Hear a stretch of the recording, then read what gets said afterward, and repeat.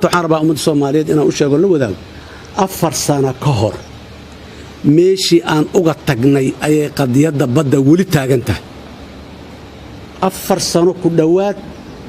meeshii aan uga tagnay taagan tahay 3 jeer ayaa qadiyada badda dib loo dhigay dawladdeenu mar walba waxay ku noo sheegtaa in ay diidaneed in dib loo dhigo laakiin wax cadeynaayo dawladdeenu in ay diidaneed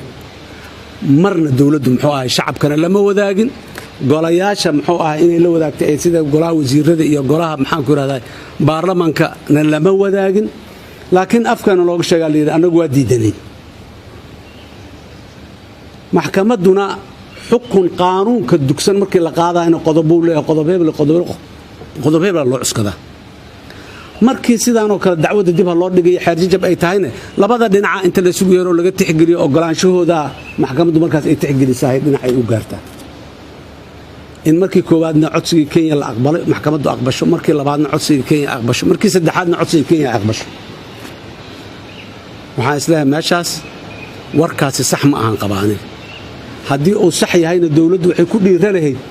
dadaalkii ay ka gashay inay shacabka la wadaagto u sheegto oo aan ahayn annaga saaraan niri aan ahayn marka taas waa midaas meesha kale ayadana ay muxuu ahay dhibaatada ka jirto dacwadda waxaa mas'uul ka ahay dad Soomaaliyeed ah hogaaminayay dacwadda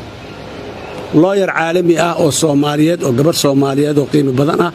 ayaa hogaaminaysay dacwadeena waa la wada yaqaanaa dadku way yaqaanaan wajigeedii muuqaalkeedii aad keentay munasharma xeer ilaaliyaheeni guud ee biriga joogay oo aan hadda joogin munasharman hadda ma joogto kamid ma ah kooxdii dacwada waday xeer ilaaliyaheeni guud ayaa asna kamid ahay dadkii dawladda sida 3 qofood dawladdu saartay 2 qofood oo dhinaca sharciga awgiis loogu saaray iyo qof dhinaca diblomaasiyadda iyo siyaasadda awgeed loogu saaray xeer ilaaliyaha guud kamid ahay oo kamid ahaa tiimka oo dadka Soomaaliyeedna u hadli jiray waad ogtihiin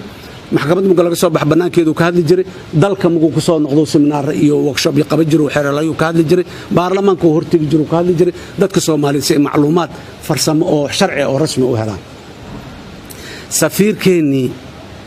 noo joogay midowga Yurub ayaa kamid ah 3 qofood oo dhinaca diblomaasiyadda iyo wakiilna ka isagoo qofka maxaan ku raahdaa kontaktiga safaaradda ila soo xiriiraysa 2 qofood la soo xiriiraysa qof kamid ah 3 qofoodba maanta midna kama joogo dacwadii keeskii faraha ay ku hayeen kuma hayaan 3doodiiba